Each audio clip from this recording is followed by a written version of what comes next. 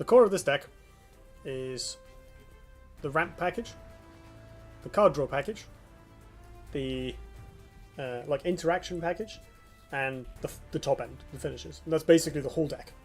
And there's not very many slots outside of that, although there is some flexibility in how you actually build them. Hey, Turistimo, thanks for joining. Eucalyptus Squire, I like that. If I had... I've already got a Smurf account that's called my Twitch name, but if I needed another one, I would call it that, because that's great. So we start out with 3 Crystal Wisp, which is the best ramp card. It's obviously not the most powerful in a vacuum, that would be Malicious Wisp. But Crystal Wisp is one of the few ways in this game to almost definitely get 4 mana on turn 2. Like if they kill it, you get 4 mana anyway. So they would have to waste a Chromatic Cold on it or something, that's also okay. And it can take mana tiles if uncontested. We've got Mana Death Grip. I don't know if 3 copies of this is fully necessary. I might go down to 2, but with Ragnora being as popular as it is, having a thing that kills eggs and gets you ramp is quite nice. Just additional pings. Like this deck doesn't run Blood Tear Alchemists or Scorns, so the Mana Death Grips kind of take that slot. And of course Malicious Wisp, which is an awesome card, very very powerful against Wanderer and Vitruvian, which can find it hard to deal with. Like Vitruvian don't have good answers to the Wisp. Their removal spells all cost 5 and don't kill it. So it's very difficult for them to answer a Wisp that's hidden in the back.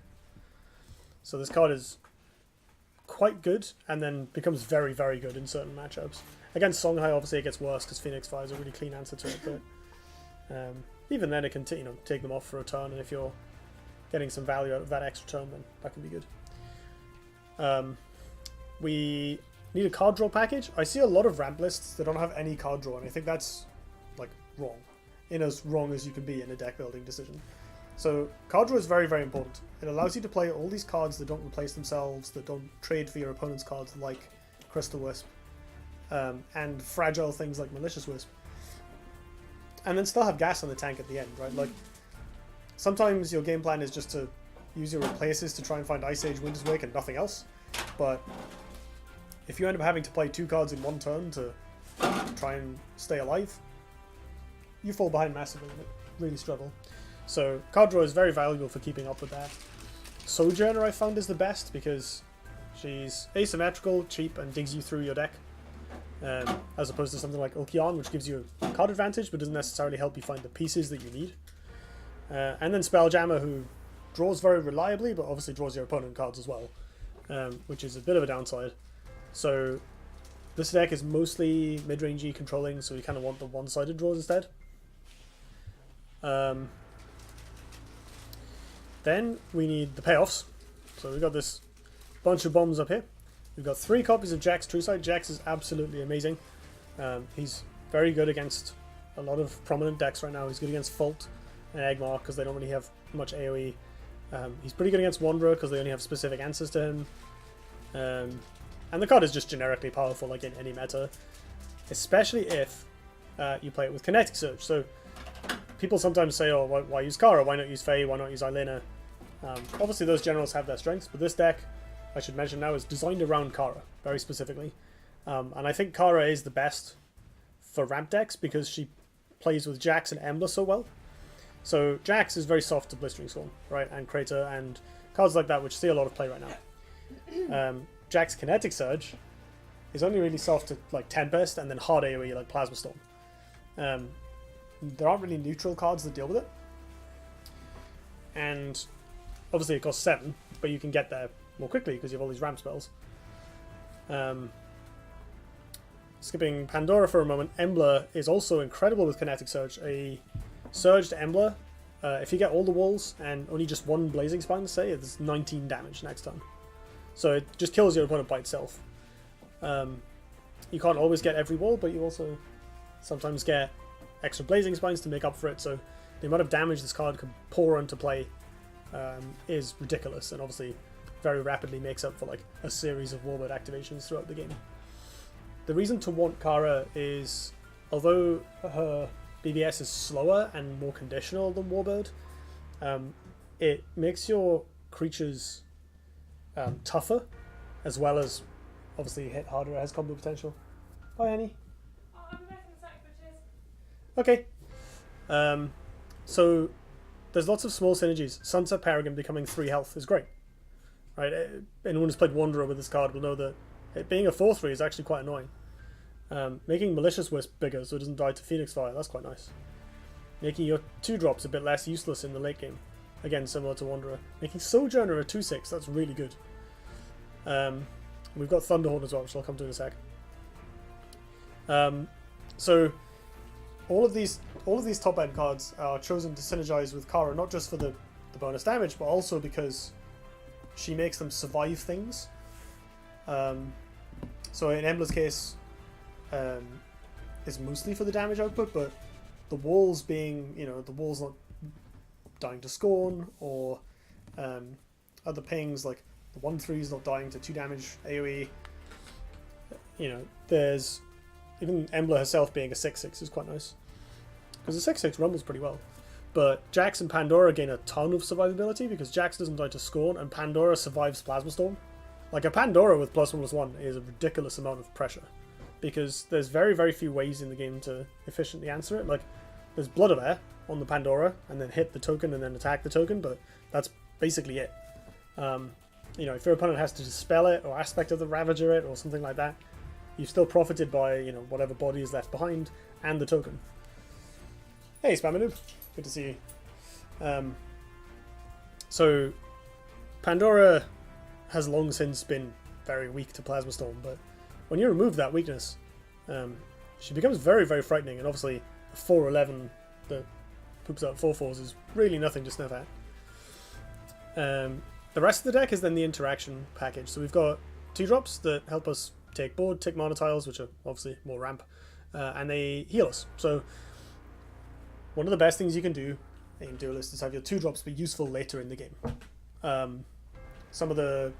lot of the best decks capitalize on their 2-drops in some way that's more than just having them gum up the board in the early turns, which obviously they're good at, but like maybe gumming up the board is how you win. Like if you're Egmar, your 2-drops are great because you can go wide and then play Progenitor and overwhelm your opponent. And a lot of them are relatively resilient. Like if you're playing, you're playing Silithar and Cryptographer. Cryptographer gives you more eggs, which synergizes, and young Silithar's hard to kill and gives you an egg. So even later on, they're part of all the moving parts of your deck. Wanderer gets to buff them. See you, honey. Thank you. Sorry? Safe journey, Johnny. Katie and I are going on holiday on Wednesday for a week. And Katie is currently taking our hamster to her friends to be looked after.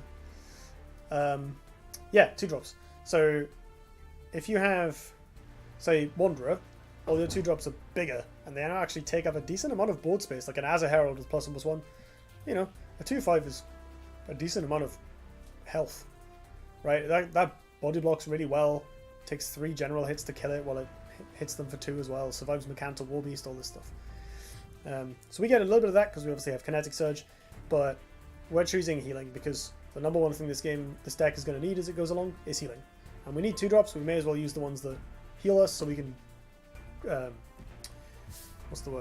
we can combine those needs into a relatively low number of deck slots.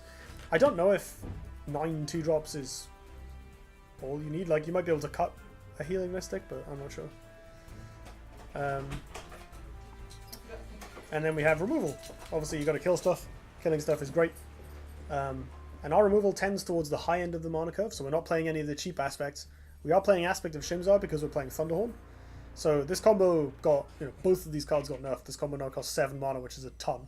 But when you're ramping, it's like it costs 6 again, or even 5. And you've got Kinetic Surge to help offset Thunderhorn's toughness nerf and make it deal more damage. So when you can reliably cast this like a turn or 2 early, it goes right back to where it was before. It just becomes really strong. Curving Malicious Wisp into like a beefy thing into Thunderhorn Aspect on their board, so good. It's a nice clean answer to almost any board state. Cloudcaller is awesome. It's 1 more mana than Dancing Blades, but again, our stuff costing 1 more is not necessarily bad because we have all this ramp, and it leaves a massive body behind. 4/5 that kills something is great, and it doesn't care about range, so you can shoot their range units from across the map. This card is super powerful. It also, I'm not running it, but this synergizes very well with Bloodbound Mantle.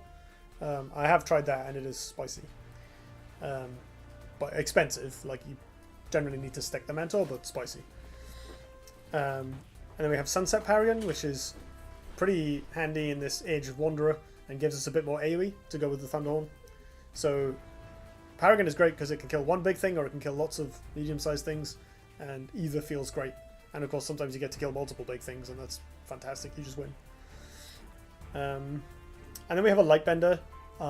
This is kind of there as a hedge because, you know, things like Luminous Charge. It's good against eggs. It's good against. See, honey. It's good against Fault. Hey, Project 2EL. Thanks for joining. It's good against like.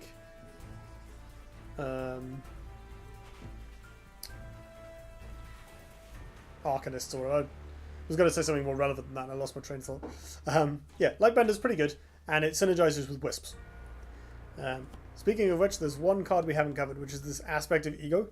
So I threw this card in for fun. It remains fun. A lot of people have asked me, why isn't this a 3-of? And the answer is the list is tight, right? I mean, you probably could, like, you could shave a Mono Death Grip potentially. I don't think I'd want to in this meta, but you could. You could shave a Healing Mystic for sure. Like, that's maybe too many, but again, like, you can argue either way. It's pretty useful against aggro.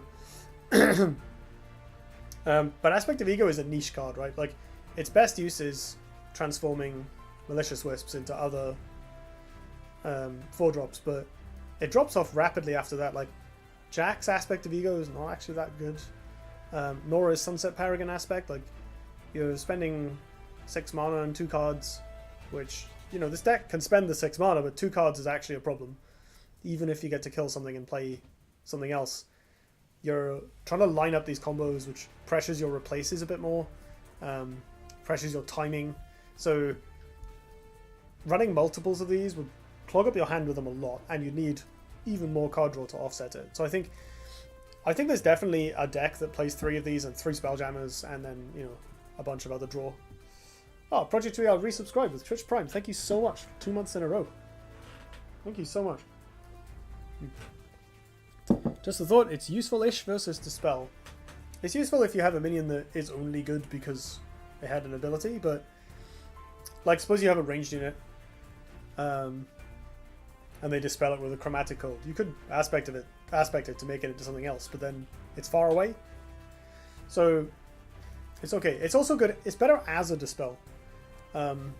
It's kind of similar to Siphon Energy, but it's mostly in here for Wisp memes, which it is really good at.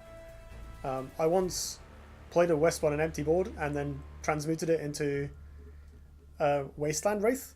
So my opponent just passed the turn, and then I slammed Pandora. It was great. I mean, we could try some of these cuts. Maybe like could cut a Mana Death Grip, put in a Scorn, because Scorn's really good. I don't know if we need more AoE actually with the Thunderhorns and the Paragons. It's just useful to have more outs to eggs.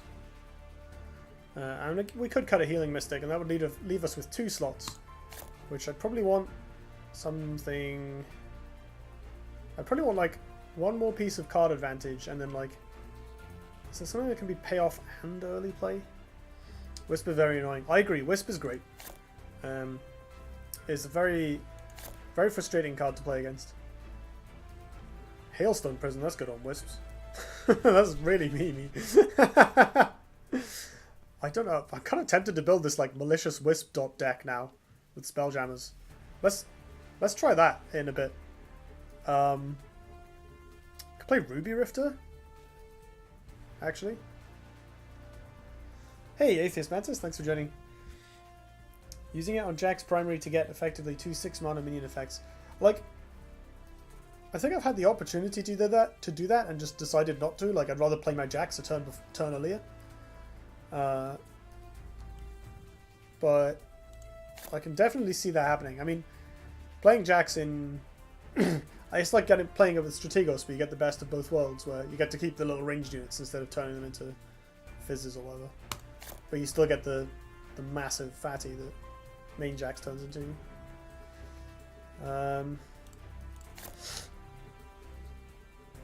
Most of the Sentinels, but they're not fantastic.